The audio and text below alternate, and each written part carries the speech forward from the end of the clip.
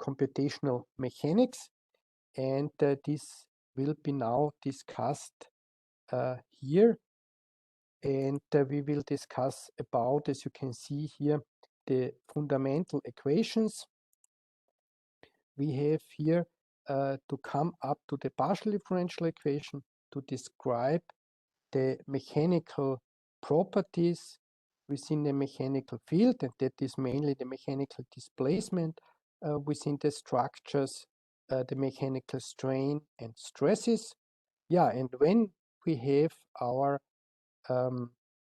partial differential equation, we then apply our machinery in order to get the weak formulation and then do a discretization in space in a first step to come up to a system of ordinary differential equation of second order in time.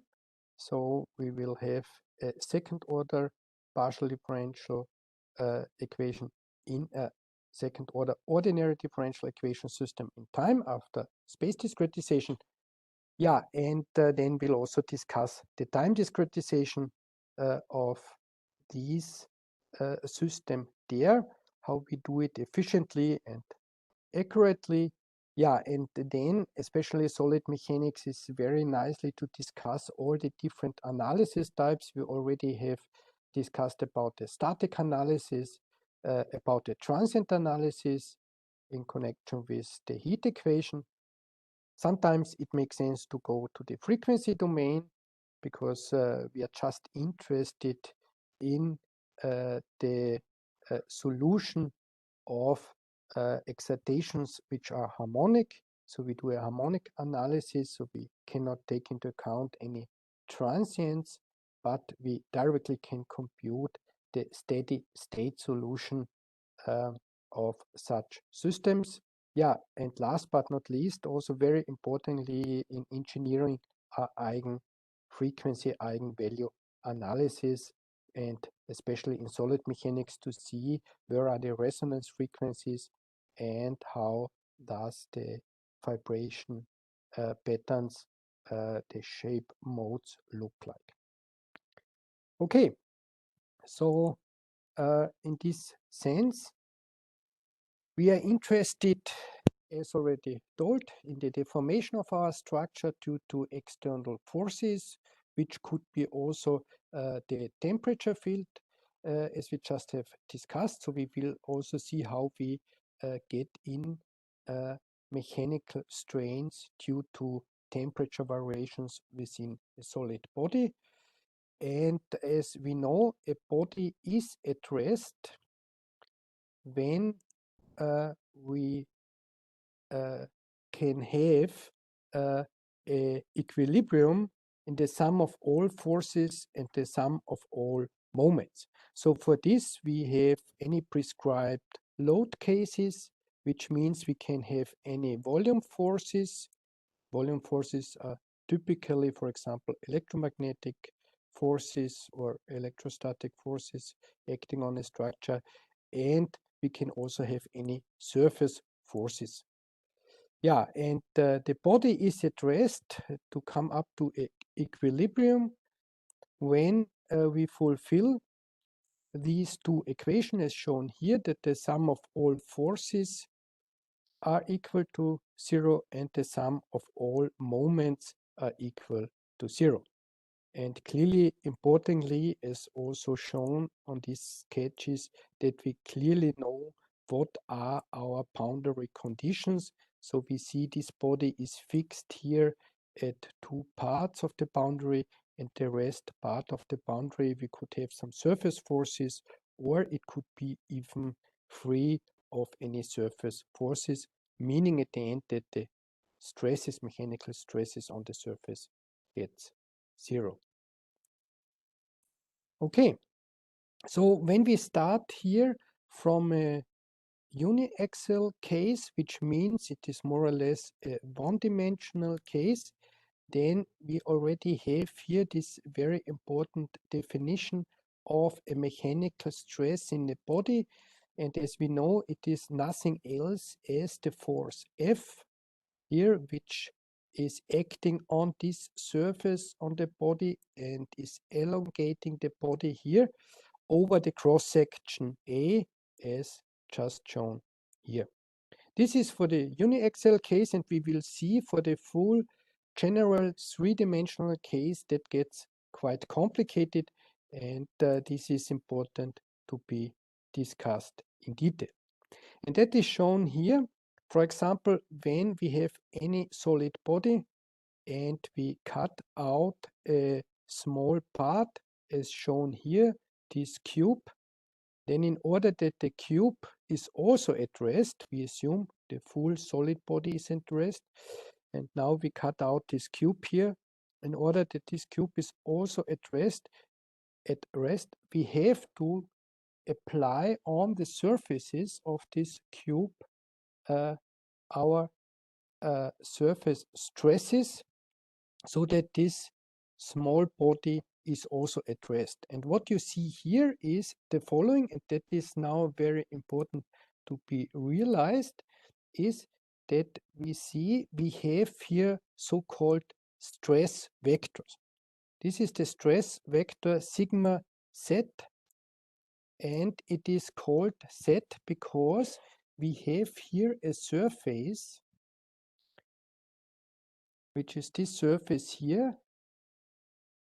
And as we have seen before, the unit is Newton per square meter. Yeah, so this is a surface stress vector, and the index z because we have here a normal vector n, which is pointing in z direction. So the normal vector is nothing else as our unit vector E, as we call it Ez.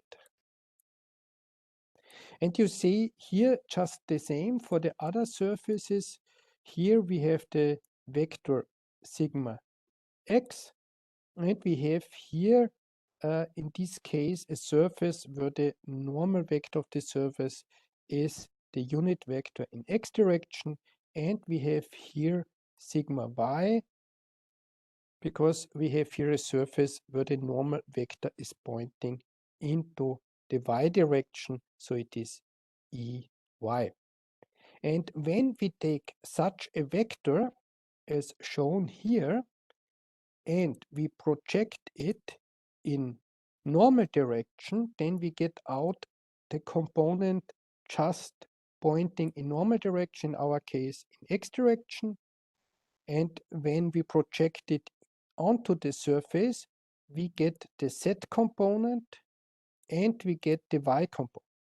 And that's why we have a double index, as you can see, for all these components, sigma ij, and they can take on the value, I and j can take on the value x, y, and z.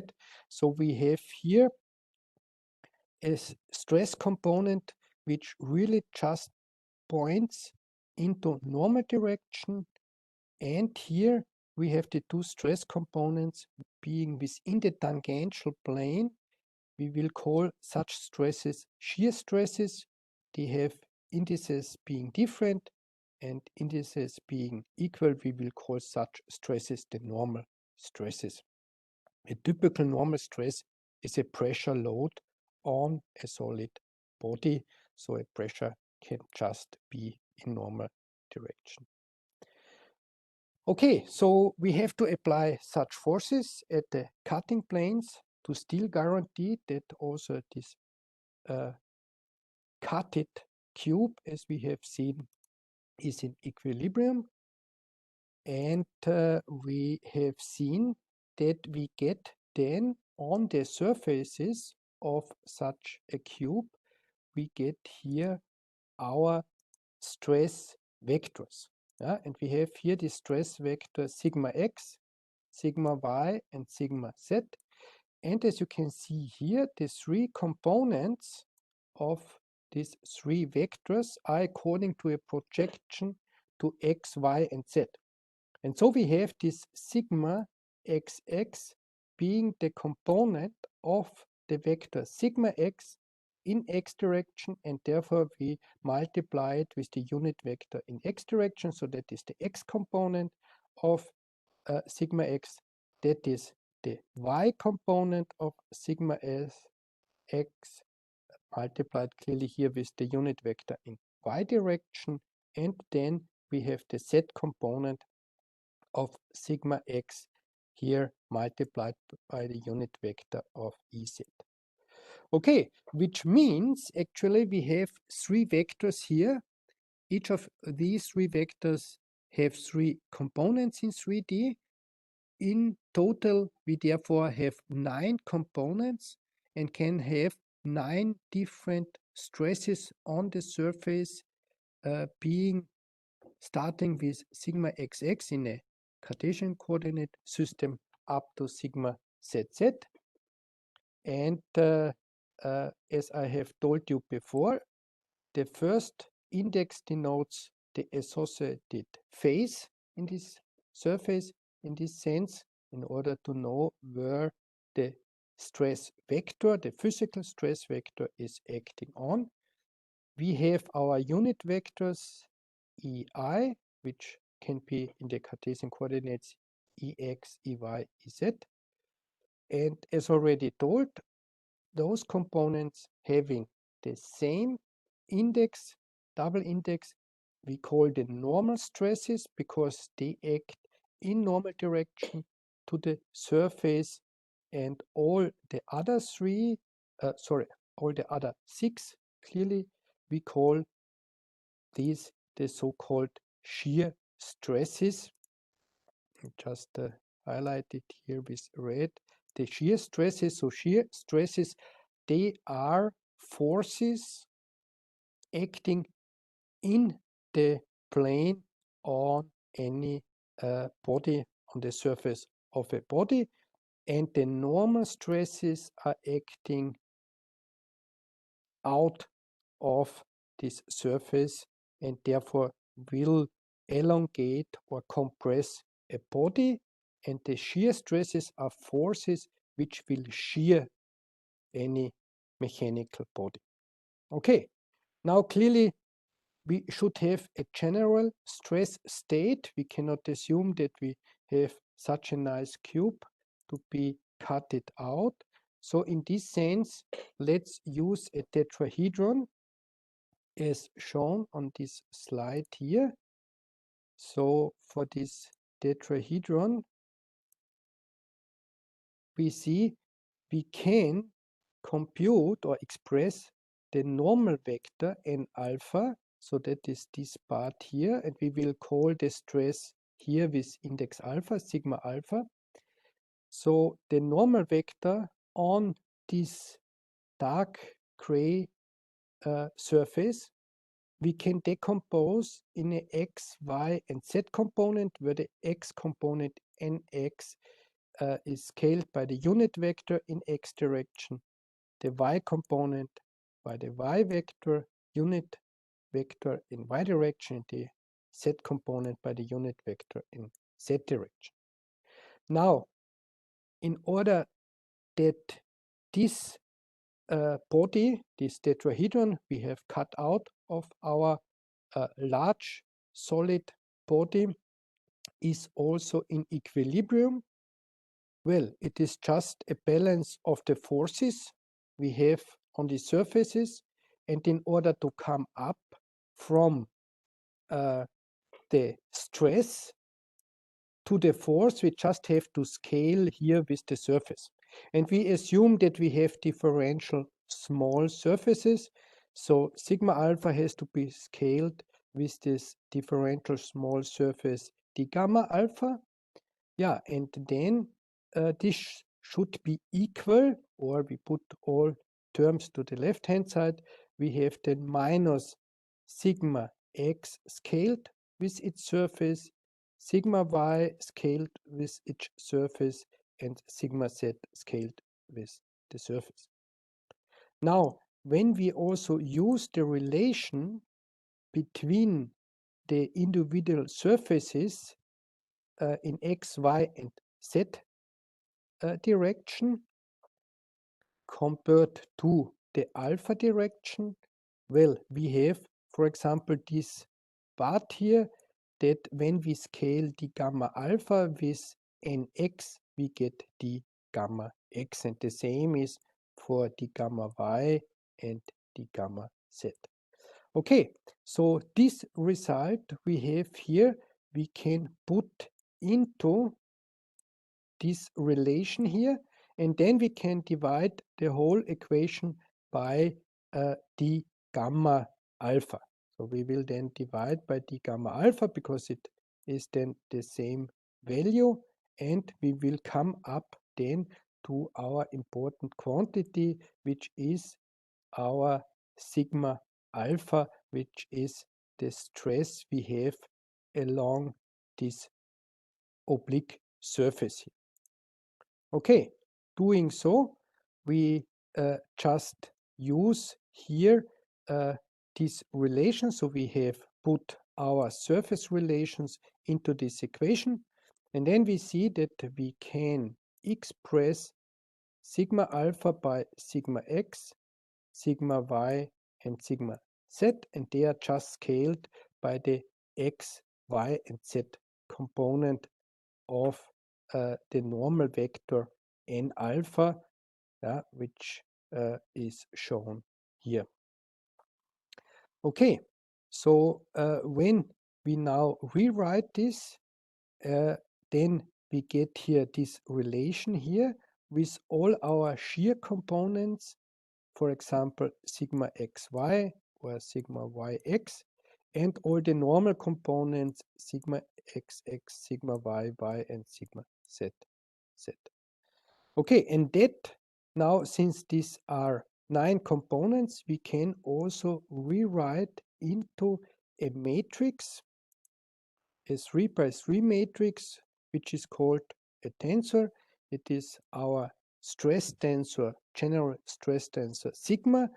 Yeah, and this stress tensor, as you can see, is just collecting all our shear stresses and all our normal stresses. And to get out the stress vector in any direction, we have to take the dot product with the normal vector we have on this surface, and then out of this stress tensor, this 3 by 3 matrix, so out of this stress tensor, as we can see here, this sigma by this dot product with the normal vector of the surface where you want to have your stress vector, we obtain it. This is then the stress vector sigma alpha, which has a normal component on the surface and the 2 shear components being within the surface. Okay, so with this relation, we now can apply the 2 conditions we have to fulfill in order that a body is in equilibrium. That's the equilibrium of forces and the equilibrium of moments. Let's start with the equilibrium of forces. And here we have the following equation. We can have any force density. So in order to get the total force, we have to integrate over the volume omega. And we can have also on the surface any distribution of our stresses on the surface. And so we have to integrate over the whole surface of the body. And this should be equal to 0 in order that the body is in equilibrium. Okay, now let's simplify it a little bit in this sense and say we are first interested in the translation in x direction, and clearly we will also, or we want to get also a equilibrium equation then for the y and for the z direction.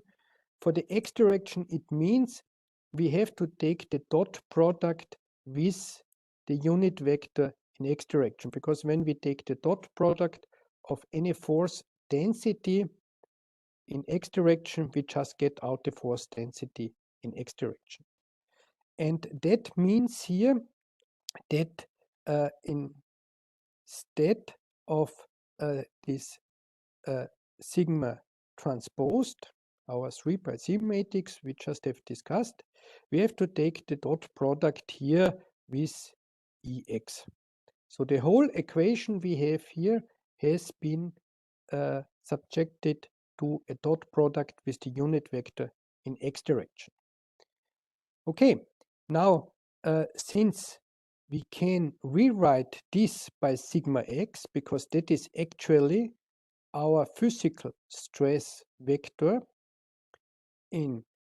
on a surface with a normal vector in x direction, we have here the closed surface integral of such a vector, which we know we can rewrite this here then by a volume integral over our considered volume omega, and we have to take the divergence of this vector sigma x. Okay, and since we now integrate over the same volume, here and here, we can neglect the volume integral and we come up to a partial differential equation. So it is the x component of our force density plus the divergence of sigma x is equal to 0. So this gives us our first equation. And when we now do this also for the translation in y and z direction, we get here similar equations. For y, it would be gy plus the divergence of sigma y is equal to 0, and for z, it would be gz plus the divergence of sigma z.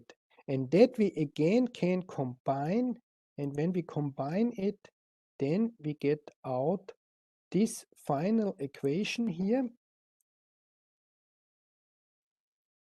which is the following. So this is now, importantly, is not the vector, this is our stress tensor. And the divergence, now you see the divergence always reduces the order you apply on it by 1. The divergence of a vector is a scalar, and the divergence now of a tensor of second order, a 3 by 3 matrix, will give us a vector, which is important because G here, the force density, is a vector. But it's not necessary that you write it in such a compact form. You can also write the 3 equations which are shown here for the x component, and you use here your physical stress vector sigma x for the second equation, which will be the y component, the divergence of sigma y, and you get also the third equation where we have the divergence of sigma x. Okay, so in this sense, we have now our partial differential equation, which I should again just highlight here. So this is actually our partial differential equation written here in this very compact form, where G is a force density, and here we have to take the divergence on a 3 by 3 matrix, or you do it with 3 equations where you use the physical stress vectors sigma x, sigma y, and sigma z. Now, we know in order that any solid body is also is in equilibrium, we not only need that the sum of all forces is equal to 0, we also need that the sum of all moments is equal to 0. So we have to take, as shown here, the cross product with the position vector r towards our force density G as well as towards our stresses on the surface. Therefore, this is a volume integral and this is a surface integral. And very similar as before for the equation of the forces, we also will here first look the equation of a rotation around the x-axis. Okay, and then we know this is our standard vector product.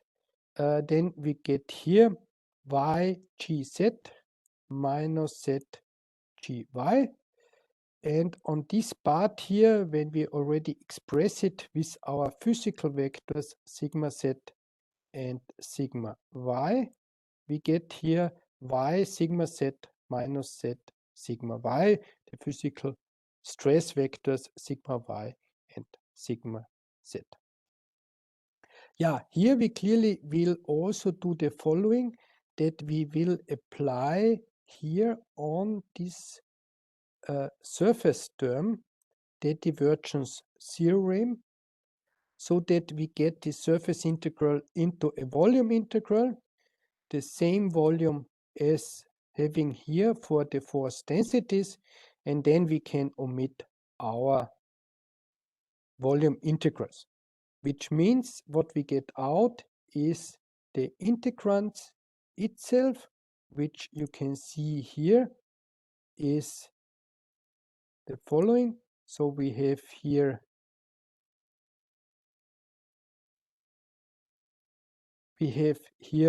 just this integrand here. Okay. We had in the previous line. So this what we have here is just standing these two terms here.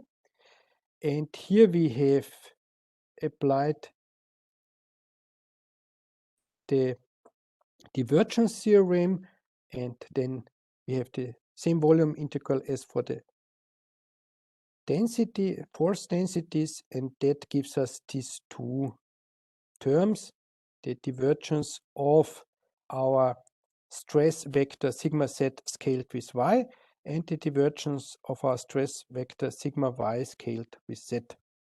Yeah, and we know that we have the multiplication rule, which means that when we take the divergence of a vector u scaled by a scalar xi, then it is the same as taking the divergence on the vector u scaled with xi plus our vector u dot product with the gradient of xi, the scaling factor we have within this term here. Yeah. Here the scaling factor is z, and here the scaling factor is y. Okay, and then it is clear if you take the gradient on y, then this is nothing else as being the unit vector in y direction, and the gradient on z is the unit vector in z direction, and that is written here. So we have our standard terms towards our force densities, and now applying this product rule, we get these four terms as shown here. And what we clearly have is the following now, that this here gives us the unit vector EY. So the scalar product of the stress vector sigma z with EY just gets out the component sigma zy. Yeah, and here we have we get out the gradient of z is the unit vector Ez.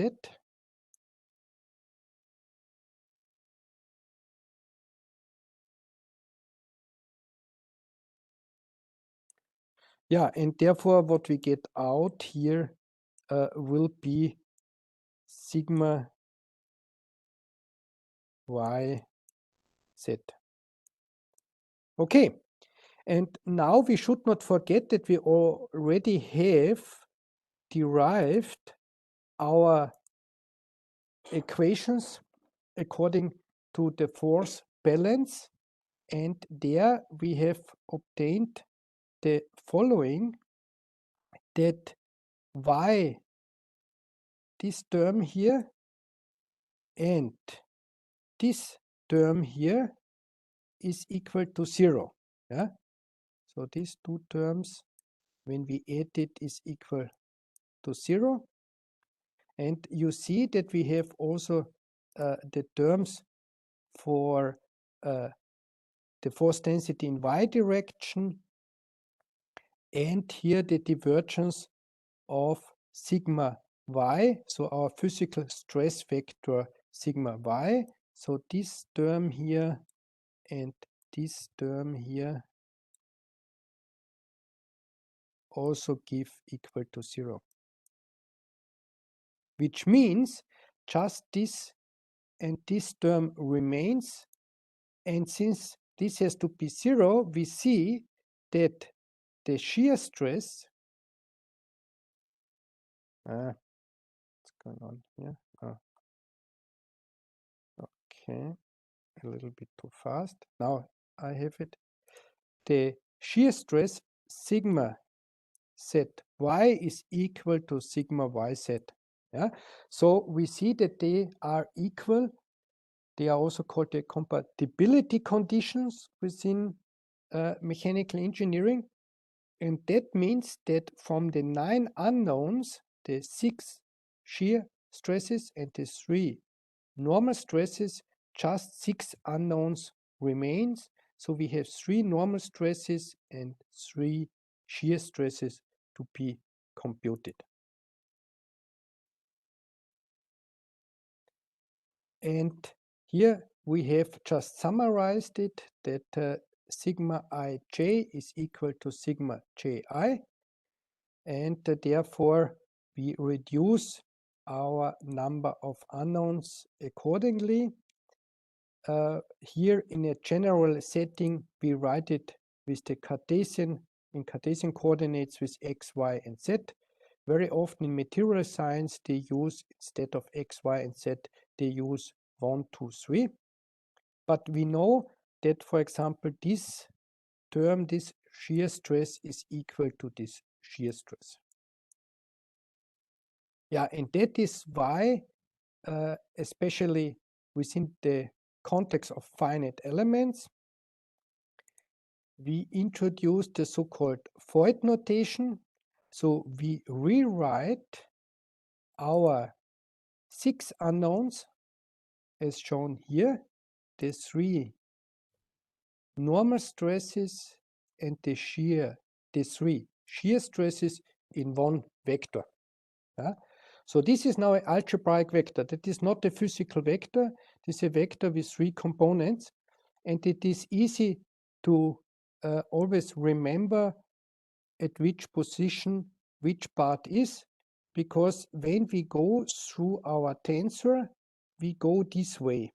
Yeah? You go first along the diagonal, so you have sigma xx, sigma y, and sigma zz, and then you go back.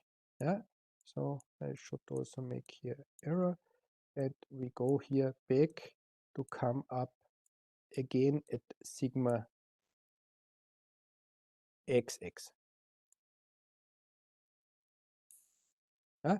And so if we look, we have sigma xx, the next is sigma yy, sigma zz, sigma yz, sigma x z, and sigma x y as the last entry of such a algebraic vector, collecting just our 6 unknown stresses, the 3 normal stresses and the 3 shear stresses.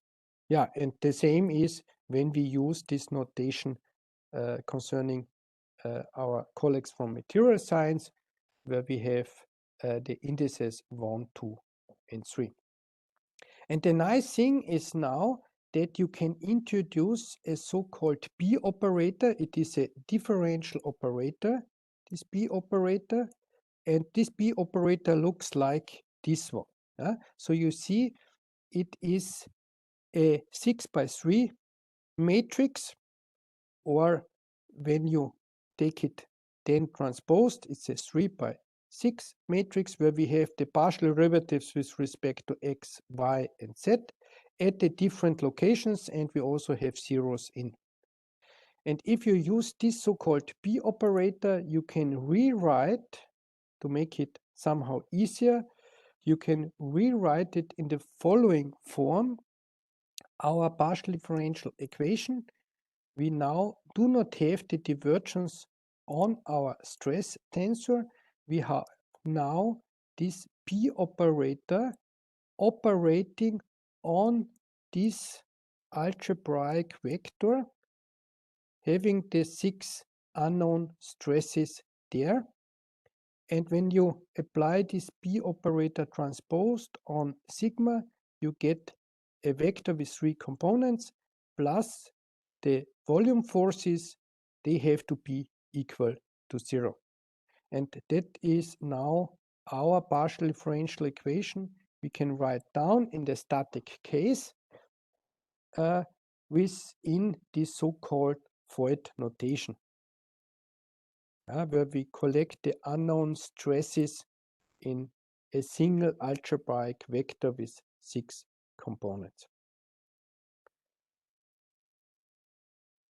Okay, so now we have already our general partial differential equation as shown here on the bottom, but what we need is now a relation also to the strains, and especially the relation to our mechanical displacements, how the body is deformed.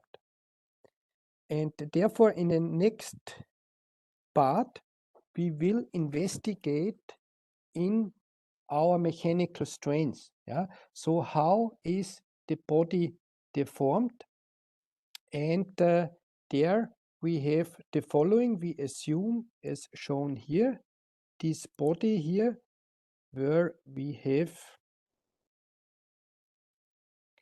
a side length of delta x here, that is delta x, as you can see. Here's the x-axis and the y-axis, and we have here delta y. So this point is at position xy, and then we have an extension of delta x in x direction and of delta y in y direction. And when any forces are acting on this body, we get the so-called deformed state. So we call this the deformed state, and what we have here is the so-called initial state.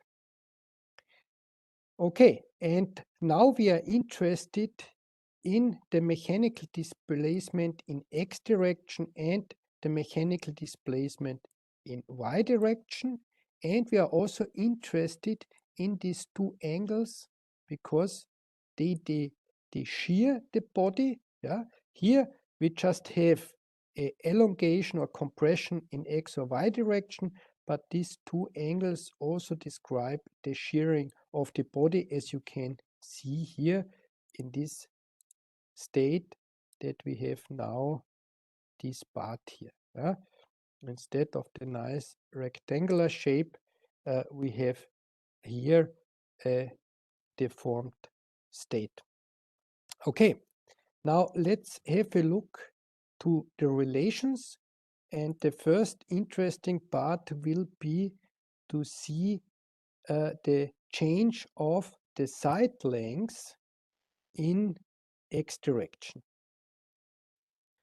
Okay, now I just put this away, and that means we are interested here in this side length, and that is exactly this length here. In the initial configuration, we have it here. I want to the blue color. And we know that this is nothing else as delta x. Okay, so we have here, as you can see, the following. We have here the mechanical displacement ux. What we need here is the following here. Clearly the mechanical displacement u at position x plus delta x and y. And we have here also the mechanical displacement, which is at this point here, which is ux at x and y. So this is written here. And now, since we want to get clearly the side length, it is the red line here, we have to divide here by the cosinus of alpha. Yeah, by this angle here, what we have. When we assume that alpha is very small, and we assume here a infinite small body with side lengths delta x and delta y in the initial condition, then we know that our cosine function of a very small value is nothing else as 1. So we can approximate this by 1. And it means we have to evaluate now the following. We have to evaluate ux at x plus delta x and y and subtract ux at position x and y. And that is clearly what we will do here is a Taylor expansion of this term, and the expansion will be at position x, y.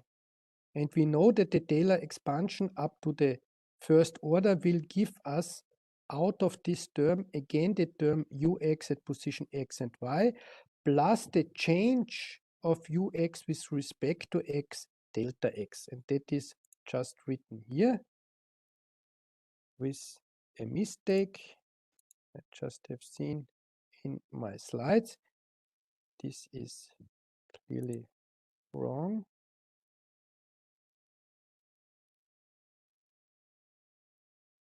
So therefore we will correct it. So this is wrong. Here we should have delta x.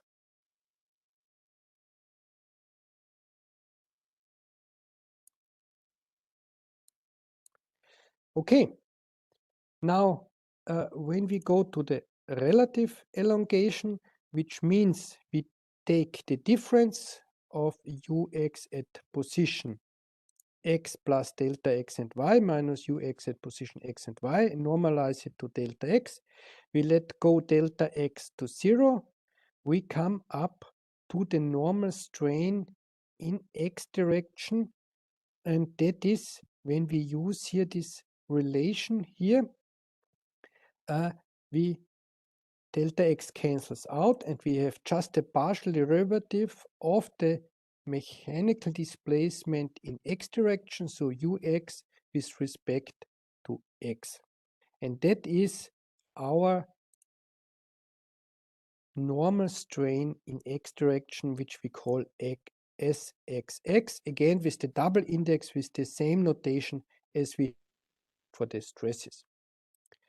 Okay, so in the next step, we are interested in our shearing of the body. So we are interested in this alpha and beta. And for this, we do the following. We are now investigating the shearing. I just need my pencil. The shearing of the body. And for this, we compute the tangents of alpha. So we know the tangents of alpha is this part here, and in the denominator, we will have this part here. Yeah? So we have this here and this here. Okay, so if we look here, then this is the difference of the displacement in y direction of our deformed body at position x plus delta x and y minus the mechanical displacement uy at position xy, and that is what is standing here. And then in the next case we need this side length. Now we have the following. We have here, from here to here, we have ux at position x plus delta x and y, but this node was in the initial configuration, this node here. Yeah. Okay, perhaps I should just use the blue color. So it was this node here, which means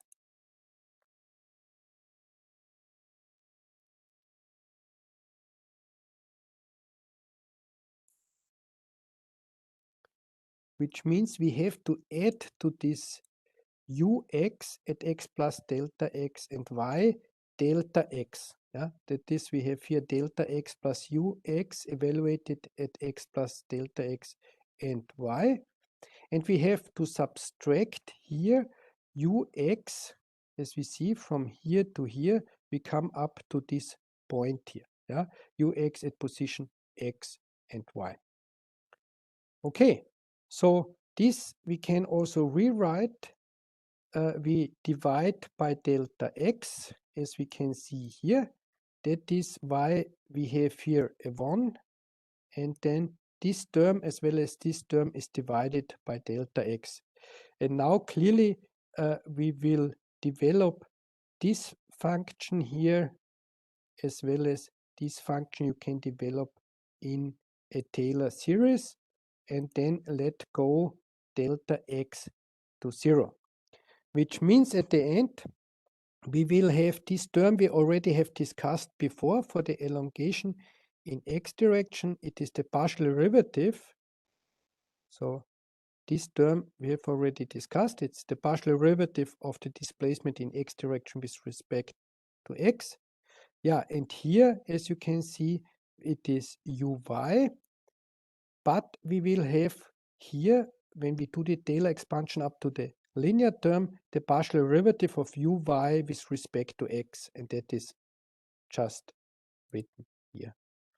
And now if we assume, first of all, that this term here is small compared to 1, then we just have 1 in the denominator here. And we also need clearly that this derivative is small compared to 1. And we can write down that the tangents of alpha, which is cosine, which is the sine function of alpha divided by the cosine function of alpha. The cosine of a small angle is about 1. The sine function of a small angle is about the angle itself.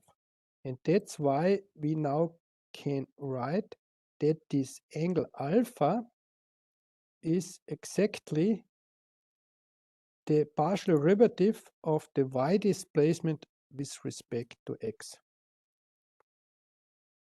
Okay, and the same investigation we can do for the angle beta, and then we have the which will result that beta is computed by the partial derivative of the x displacement with respect to y.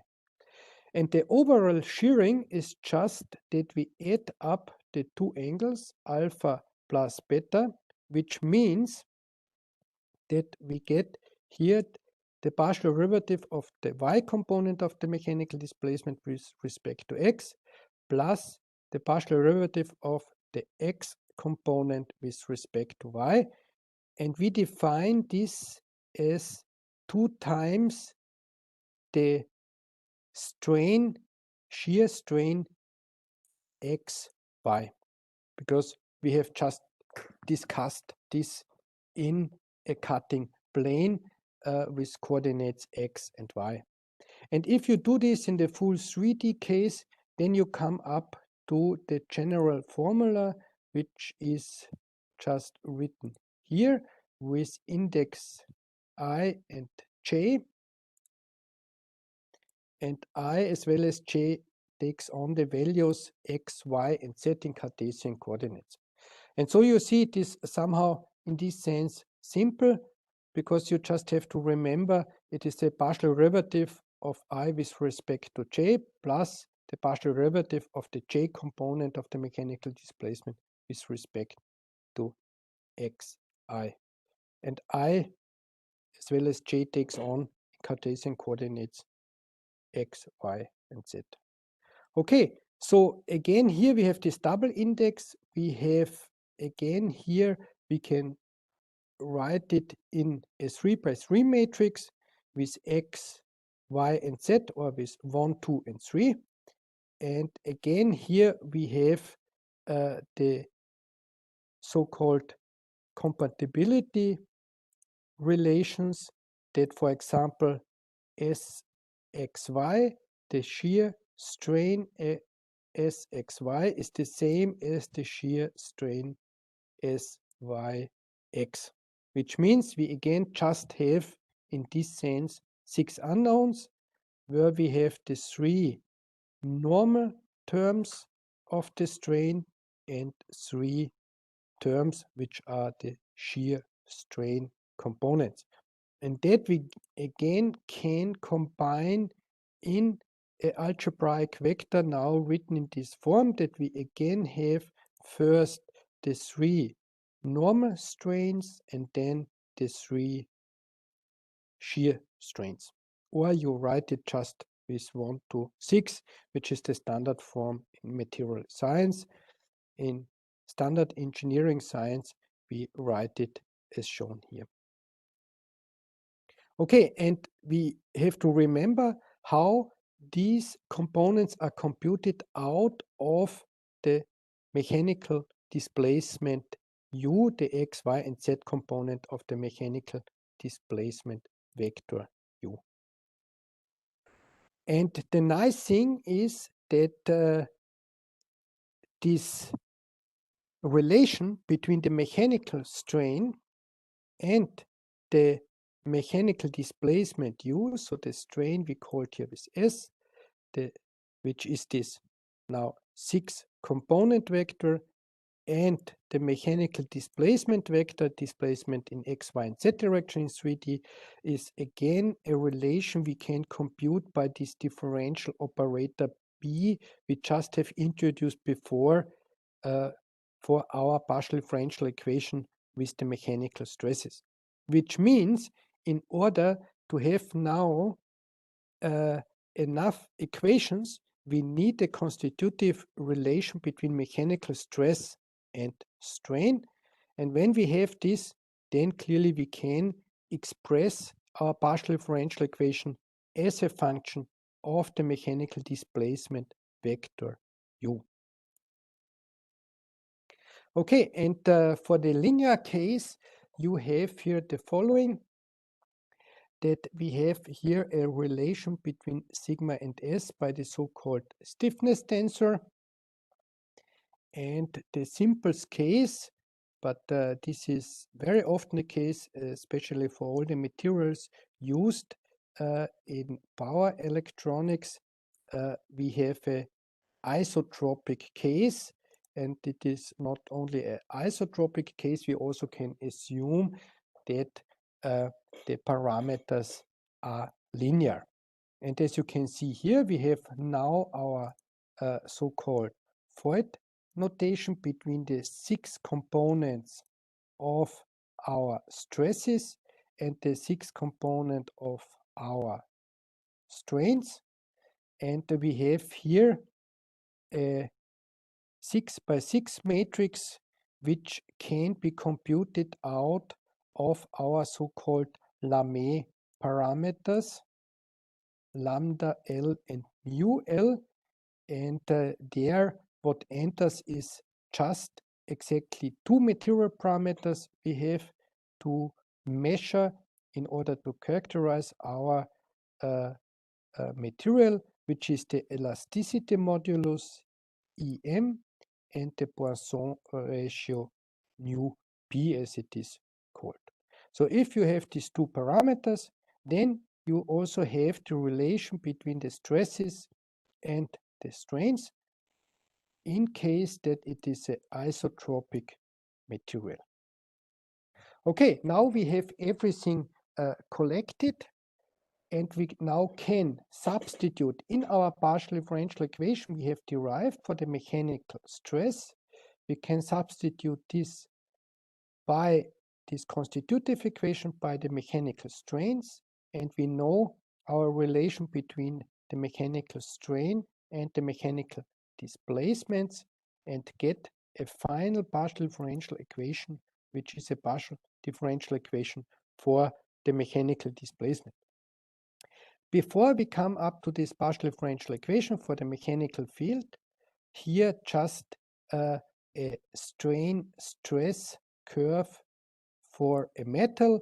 It is the following, that when we assume here a uniaxial case, so you have a long slab and you just put forces within a standard test rig on this cantilever, for example, then you will see that in the first part here is the strain in x direction and the stress in x direction, let's say, so it is aligned in the x direction.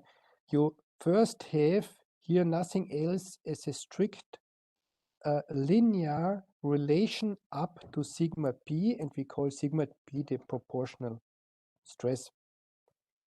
Then if you further increase the forces acting on your structure, or in this uniaxial case, you see that it is somehow softening.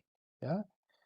So the strain goes faster than the stress up to a so-called yield stress. So this is already a nonlinear region. And then you have a small region where the stresses gets faster up as the strain. It is a so-called reinforcement within your material until it then strongly increases the strain, and you come up to a point where it breaks. And that's then called sigma b for the stress at which the sample breaks. We will just consider this linear, not very nice taken. So we will just consider for our cases, and that is for a lot of problems, we can consider here just the linear region.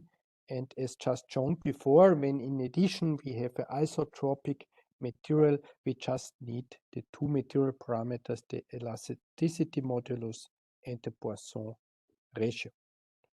Okay, now in this case we can also get the relation between a temperature distribution in a solid structure and so-called dermal strains, so as shown here. So what we see here is that these strain components can be described by this simple equation, and as you can see here, we get, due to any temperature field within the solid, no shearing of the body. So you just make the body smaller or larger. It could be elongation or compression in a different direction, but we get no shearing. So the dermal strain just can have, as we see here, three normal strain components according to a temperature difference to an ambient temperature, and it is described by the dermal expansion coefficient. So the elastic strain is then described by the total strain minus the dermal strain.